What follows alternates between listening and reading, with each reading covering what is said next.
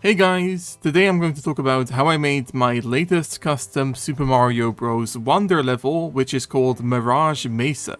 This level mostly revolves around these custom colorful platforms, of which the fake purple versions temporarily disappear to reveal the blue type which the player can actually interact with. As the name of the level implies, this mechanic is based on the real-life mirage effect, which is caused by heat and thus often associated with deserts. But I'm going to talk about exactly how I managed to implement this effect into Wonder in a separate video. I decided to use pokies in the level because those work well with semi-solid platforms like the Mirage ones, and I liked the idea of using revers, which are also a desert enemy type, to chip away at the pokey stacks, and those could also work well with the thematically appropriate cactus blocks. So that's the selection of mechanics I decided to use. Now let's see what I did with them.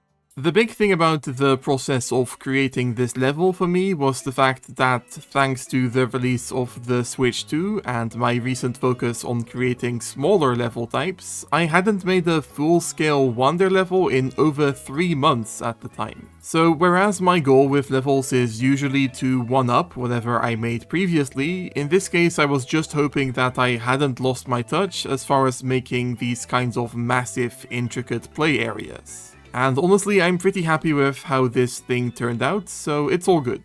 The big thing I was really trying to avoid with this level, and more specifically the Mirage platform mechanic, was intentionally or unintentionally trolling or confusing the player. It would have been incredibly easy to abuse a mechanic like this to repeatedly mess with the player's expectations and potentially frustrate them in the process, in the way that some ghost house mechanics in Nintendo's levels sometimes do, for example, but in my opinion this kind of design just isn't that fun and also diminishes replayability. And either way, I intentionally didn't make this level a ghost house one, even though that's definitely the most logical theme for something like the Mirage mechanic, because I like going against thematic conventions at least a little bit in that way. And the original game's invisible light block mechanic, which appears in its only ghost house level, is already pretty similar to the Mirage platforms, so I wanted to avoid that association as far as I could.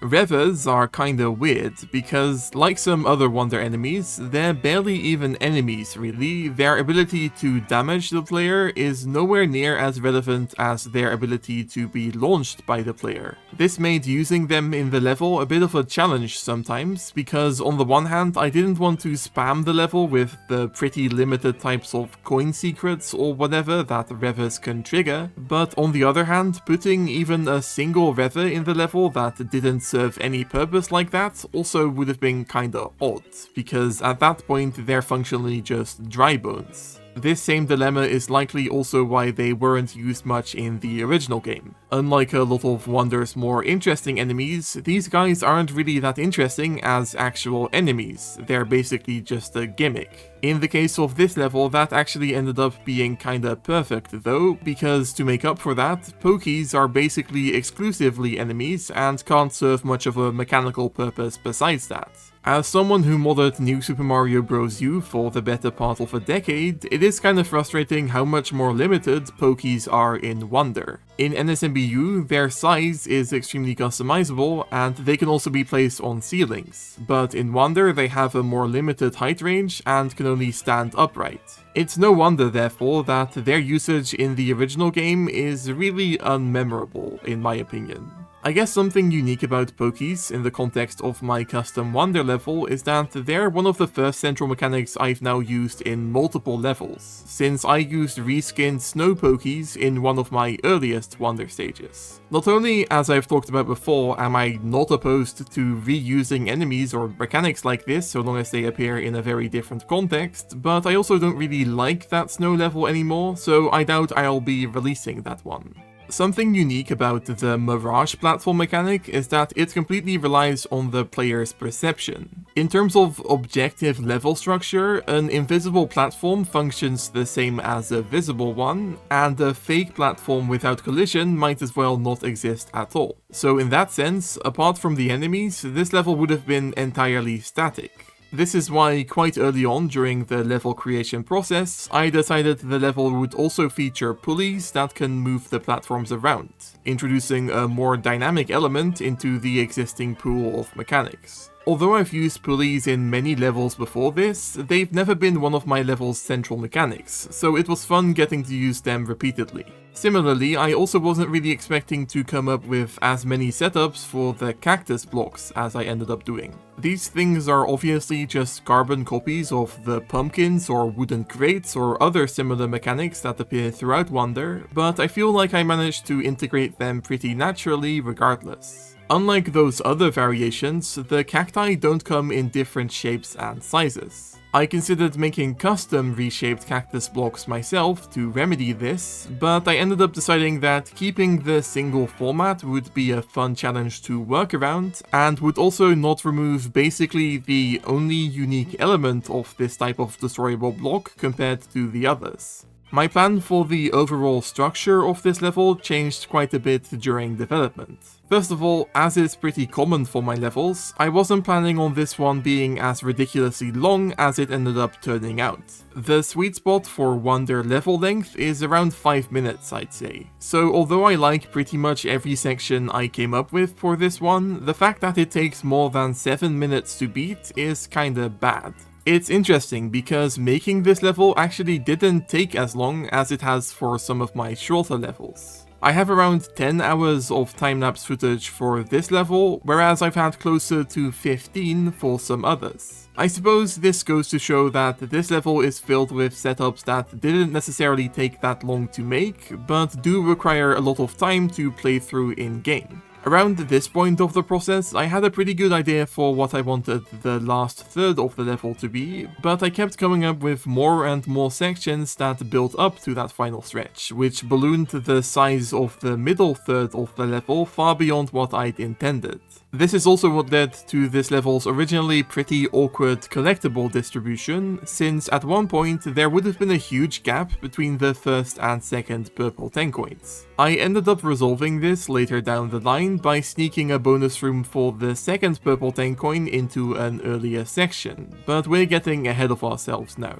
Something pretty unique about this level compared to most of my others is that it barely relies on the threat of bottomless pits. Most of my levels are pretty athletic in the way they require the player to jump from platform to platform to bridge large gaps, but that kind of design really doesn't fit a desert level like this. And since I also didn't have any flying enemies or gimmicks, the level ended up revolving around mostly ground-based platforming. This is also what led to the inclusion of munchers, since they make for a decent compromise between forming a threat for the player without spamming the level with insta-kill bottomless pits. And both Pokies and Revers can stand on munchers just fine, which formed the basis for several of the level's setups. This middle section of the level is a great example of a crazy plan of mine that actually worked out exactly as I'd wanted. See, since I was using munchers and the level didn't feature many pits, I came up with a super random idea to make the third purple 10 coin revolve around a pretty complex below the screen Starman run section.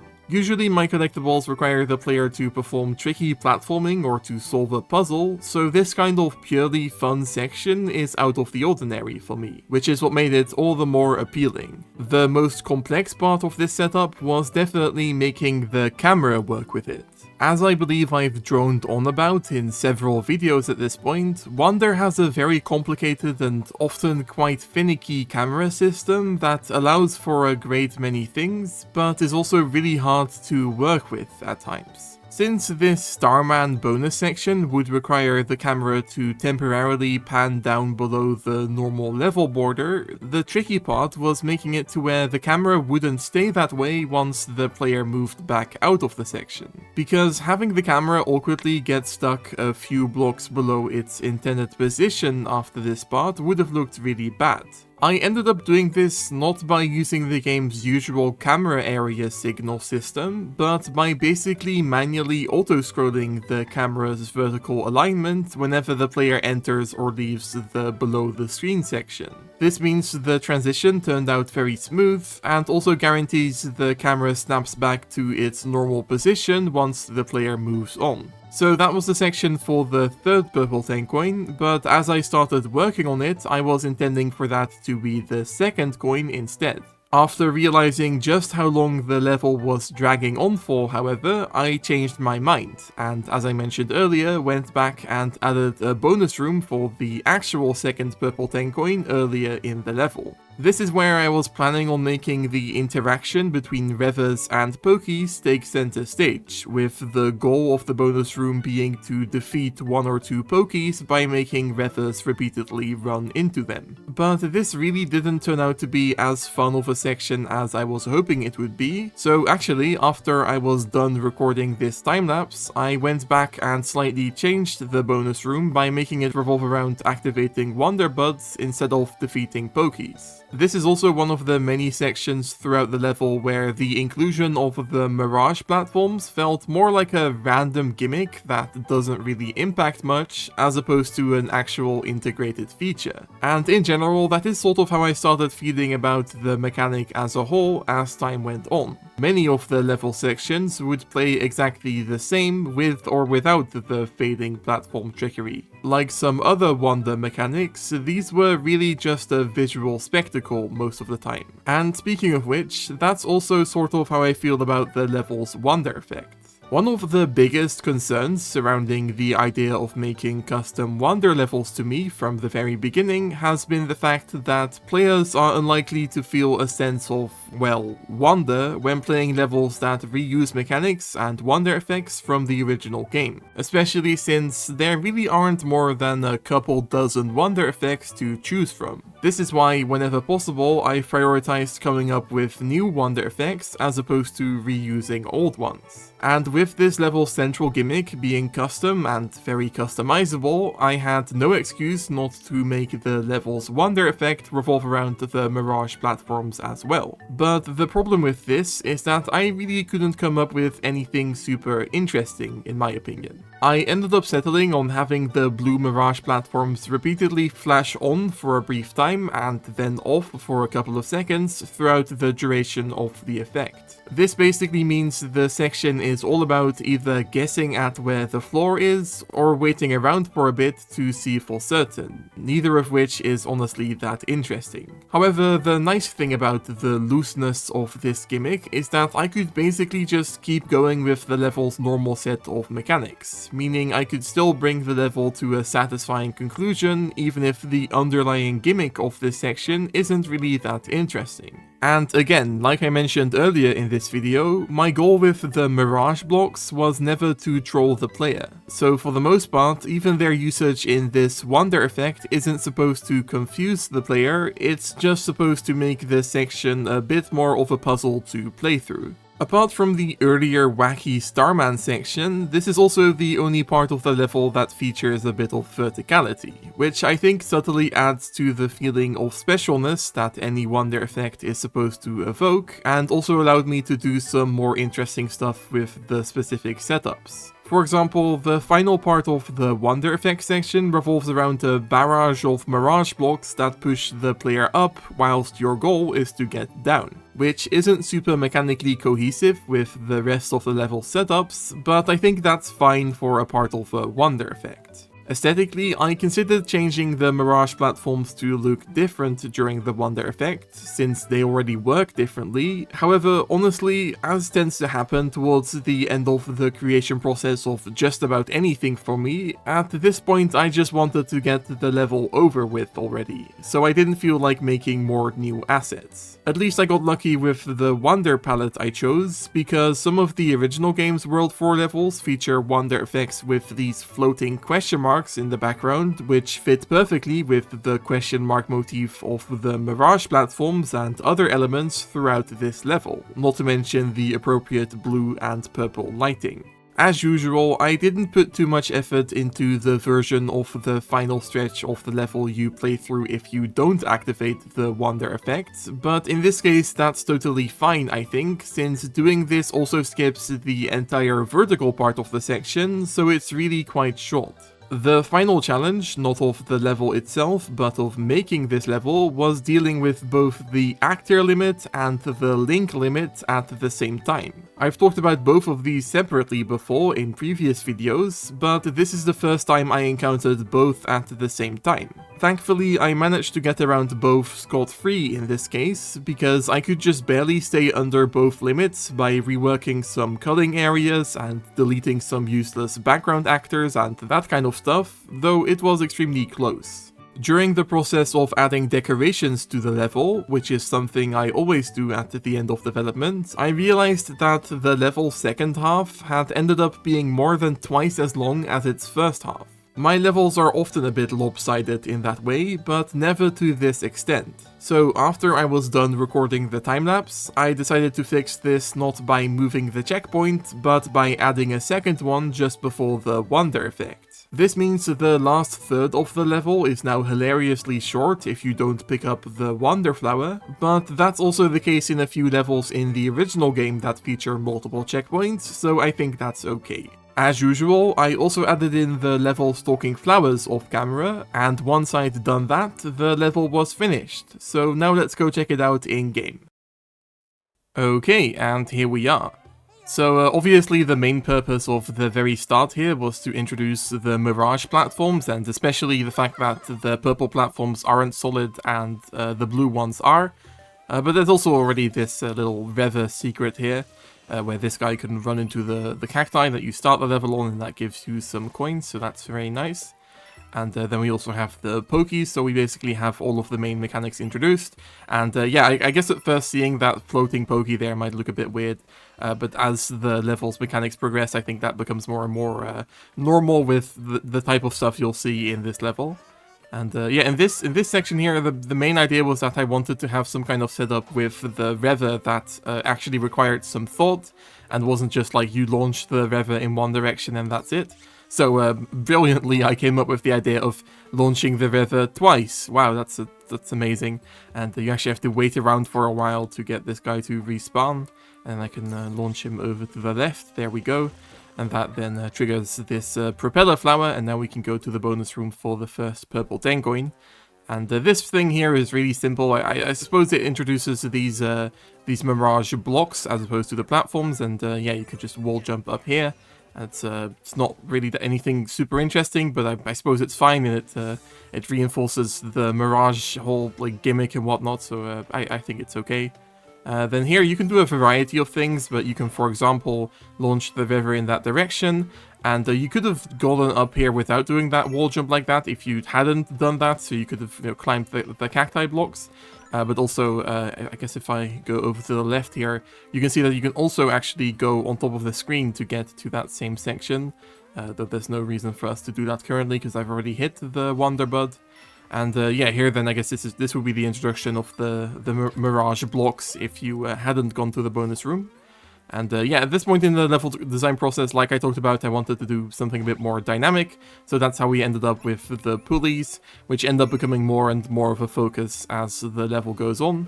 I also really like what I came up with for these launch blocks, or whatever they're called, the red ones with the yellow arrows.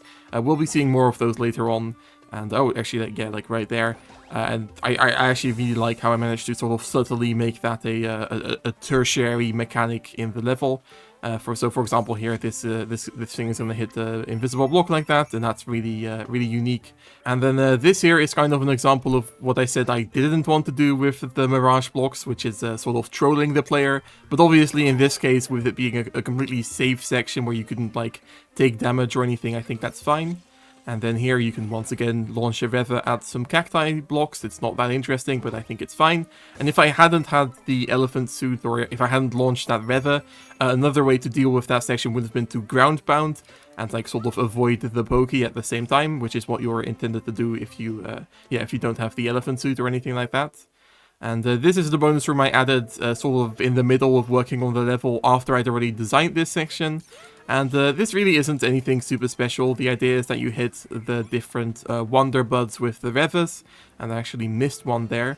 But each one spawns a different thing, so the one at the end spawns the purple 10 coin, and another one spawns, these coins here with one of the, or two of the flower coins. And you can just keep launching Revers to get the coins, and I guess it's fine, but it's not really that mechanically exciting or anything, and I suppose that's okay.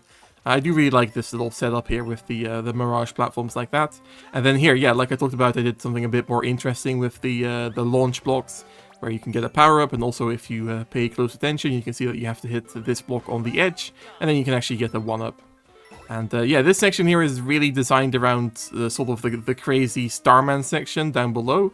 But there's also some interesting stuff going on up here, which isn't really that crazy, but it kind of combines all of the different mechanics of the level in one little section, so I suppose that's something. And you can go over here to get a flower coin. And then here the idea is that you ground pound, and you sort of have to avoid getting that Pokey stuck in an awkward position, though wherever it goes you can still probably avoid him, even if you don't have an elephant suit, at least I hope. And yeah, here I sort of combine the Mirage platform and pulley setup ideas at the same time in a really like sort of stressful situation where the platforms go down.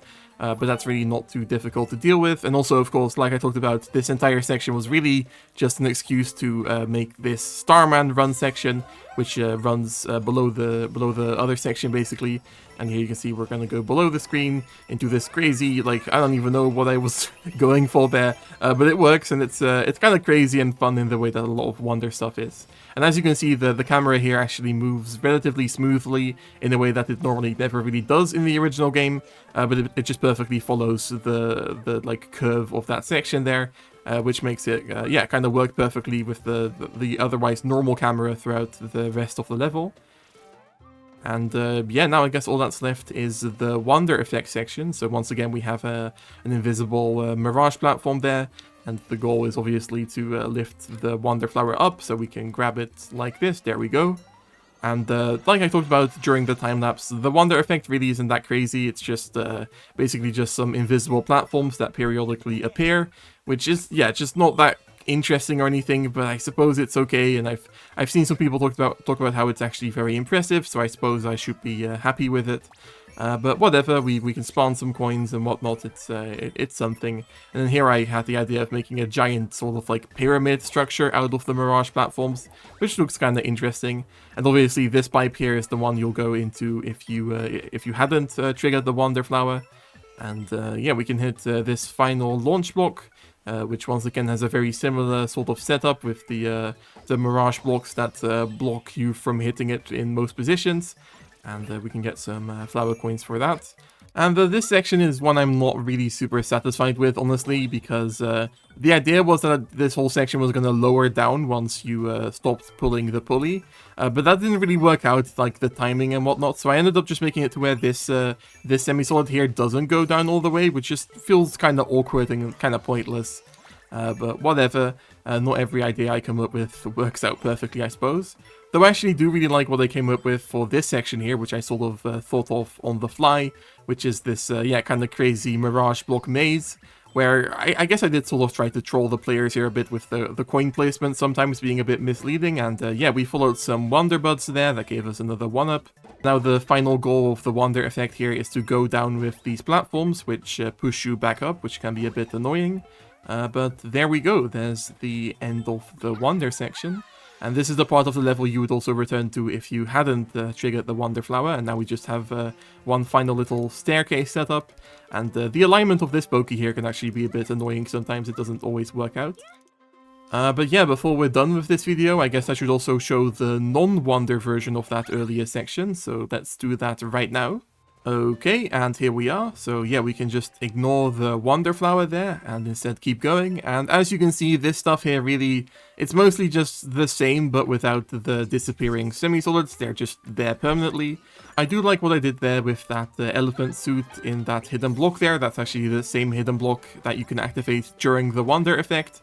And I guess that Pokey thing with the Reva is also slightly interesting, but apart from that I really couldn't come up with anything, which is fine because this is also basically where the section ends, and you end up rejoining the normal section, though I guess this cactus stack here also normally isn't there if you have the Wonder effect activated, so that's something.